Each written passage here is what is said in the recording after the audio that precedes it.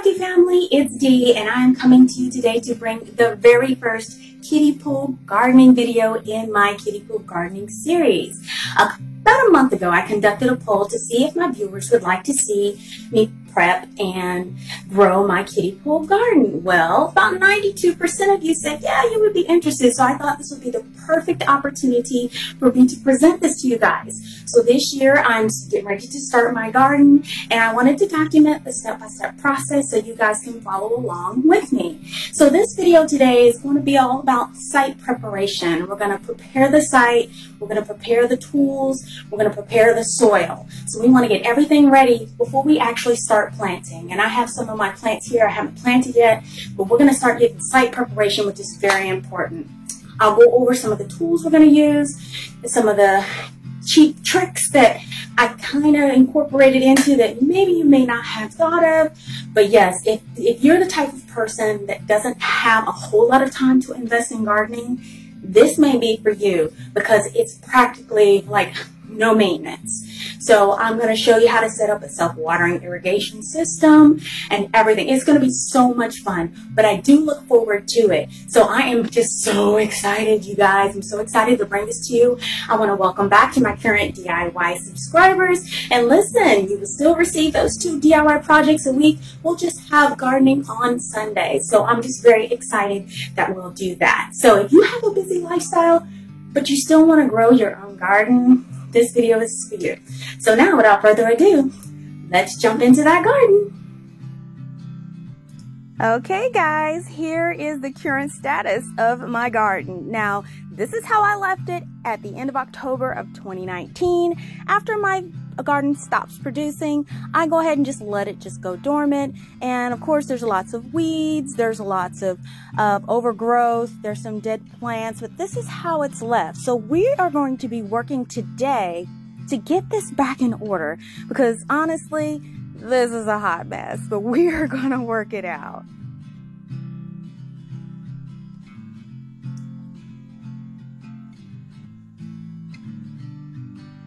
So what I'm going to do is I'm going to start by removing all of the bags that I plant my plants in from each one of the pools.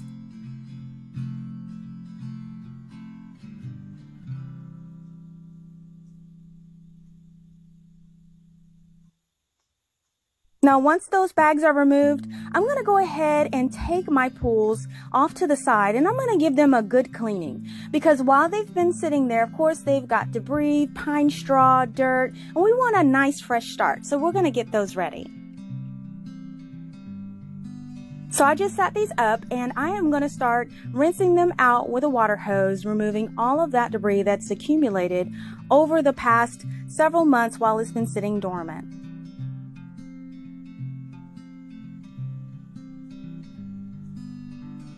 And then I'm going to take just this brush. This is the bottom of a push brush. The handle broke a while back, but being handy, I just kept it and I thought I could use it to clean my pools with. So I am just giving them a nice good scrub, releasing that dirt and buildup over the months. And I'm going to do this for all of the pools.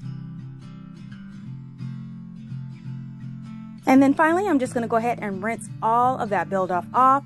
I tell you what, these pools are excellent. Every year they look brand new, but they sit out in the weather every year and they still look great.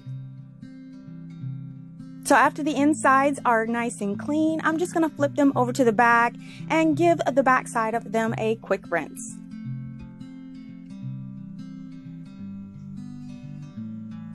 Now, by the way, I did purchase these pools from Target about 4 years ago. They were about $9 in the off season, and they have held up very well.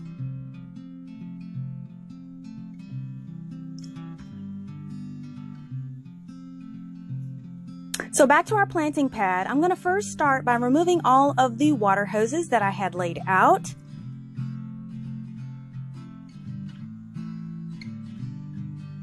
And then I'm going to take a small rake and I'm going to start cleaning up the area. Now there's a lot of weeds, overgrowth, dirt, debris, maybe some algae, things like that. So we're going to start cleaning that up. Now a few days before I did start this, I did go around this area with a little bit of weed killer. So it made it a little easier to pull up all of that overgrowth that happened around the pool. So I'm just going to rake that all up into a pile and I am just going to throw it in my refuse bin.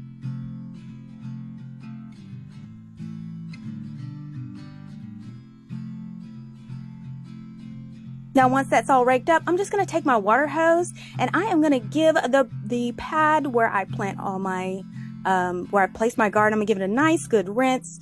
And this way you could remove all of the buildup, some of the leaves and some of the grass kind of sticks to it. And this is just landscaping fabric that I have down. I have a nice thick landscaping fabric. Invest in a very good quality landscaping fabric if you decide to use it. I have gone on my 3rd year with this particular fabric and it is held up well, and I purchased it from Lowe's. So now that everything is all cleaned off, we can take our pools and we can place them back on our gardening pad.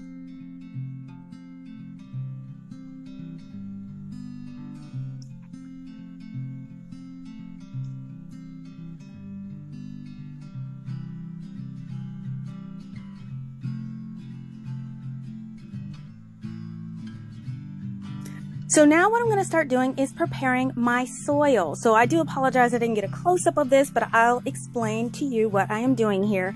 What I'm doing is I'm taking like a little hand fork style tool and I am removing all of the weeds and the grassy overgrowth that happened inside of the planting bags.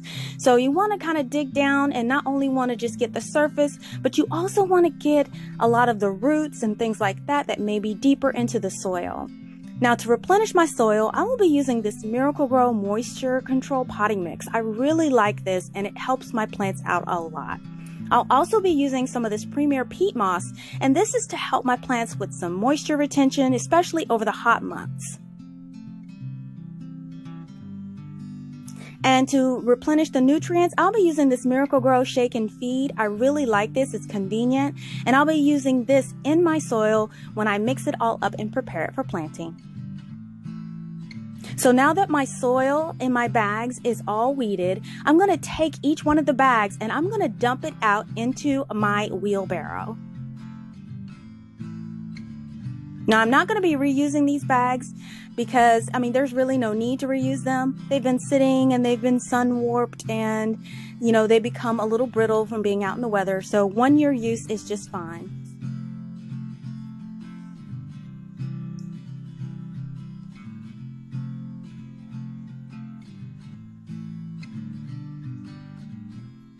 Now I'm gathering up my tools and I have a shovel, I have a long fork, and I also have a pointed hoe in my collection here.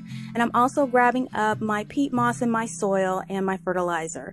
So the first thing I want to do is kind of chop up that soil really well, remove any additional things that might be in it, pine cones, leaves, anything that might be bulky. We want to make sure we removed all of those roots as well. Now once we complete that, I'm going to go ahead and I'm going to start off with adding my Miracle-Gro feeding granules, and I'm just going to generously sprinkle an amount in there, about a quarter of the container in there. And then I'm going to put the Miracle-Gro soil. It's about maybe 2 or 3 shovels full, and then I'm just using the remainder of a bag that I had. And I'm also going to put a couple of shovels of this peat moss into the mix as well. So I call this seasoning my soil. Okay, so what I'm going to do is kind of mix everything together, blend it well, make sure that all of your ingredients are blended well, so when you start to put them in the bags, that they'll each have an equal amount. So what I like to use to plant are these Walmart reusable bags. Now these are like a polypropylene type of material and they absorb liquid very well. They're only 50 cents from Walmart. So these are a great deal. I've seen grow bags, but grow bags are kind of expensive and these work fantastic. I use them for an entire year and just discard them and buy new ones the next year. They work perfect and I highly recommend them. So what I want to do is start filling each bag with the soil. Now, it depends on what you're planting in that soil is how much soil you want to put in your bag. For this particular pool here, I will be planting some tomatoes. So I want to have it at least 3/4 of the way full because tomato bushes tend to get about 5 feet. So I want to make sure that those bags are nice and filled so they won't tilt over. Now you notice the soil was taken from the pool behind it and I'm putting in the front pool. I like to rotate my soil around, so if I grow tomatoes in soil one year, I'll grow something different and rotate it to a different pool the next year. And I'd like to keep that rotation going.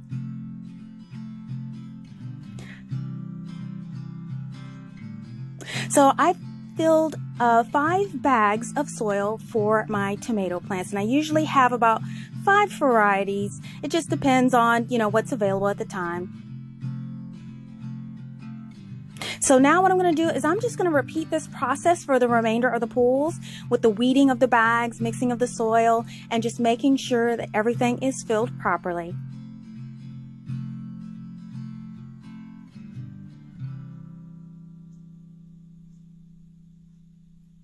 Now you want to make sure you also rotate your soil. If you're using soil for a previous type of plant before, you want to make sure you rotate the soil as well.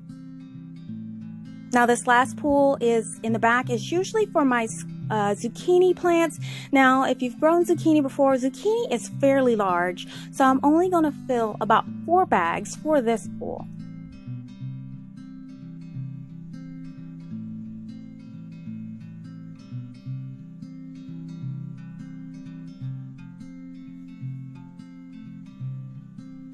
And now that all the bags are filled, I have a little extra soil left. So I'm just going to go and fill in all the extra soil in any of the bags that may be looking a little sparse. So I just want to make sure I use all those yummy ingredients in the soil for the plants. And here is everything ready. So now I'm going to put my hoses back. Now what I have here is I have a 4-way splitter. So I have a main line coming in and then I have a splitter going to 4 different hoses. So what this does is each one of the hoses will go to one of the pools. So what happens is when I can't water, I usually run this line to the house with a timer and I will have it water on its own, and I will be getting more in detail in that later down the line. But I'm going to make sure I just go ahead and set this up now. I'm going to make sure at least one hose is wrapped around each pool, and then when I get to the point where I'm about to use them, I'll put the end of the hose in the pool, so when the timer goes off, each pool will be replenished with water.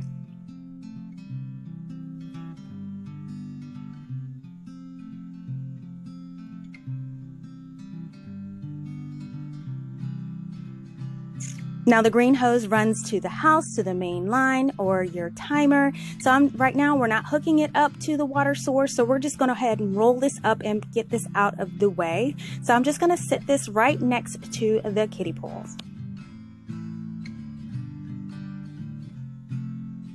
Now here's a close-up of that splitter.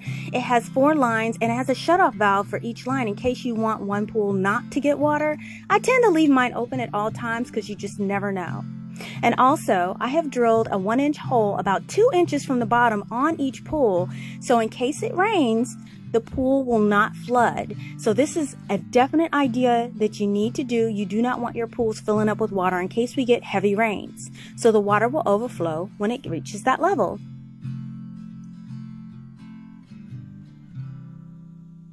And here are all of our pools ready to go. Now, if you want to choose seed to plant, you can plant directly in the bags if you want to.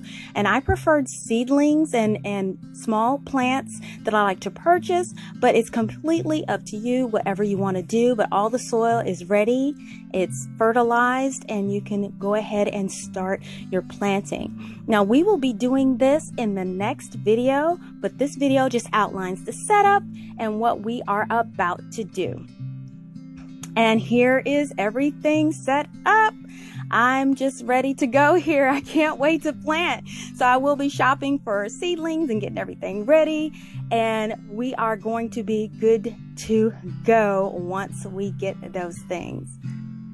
Listen, if you enjoyed this tutorial, please give this video a thumbs up and make sure you're subscribed. I will see you all next time.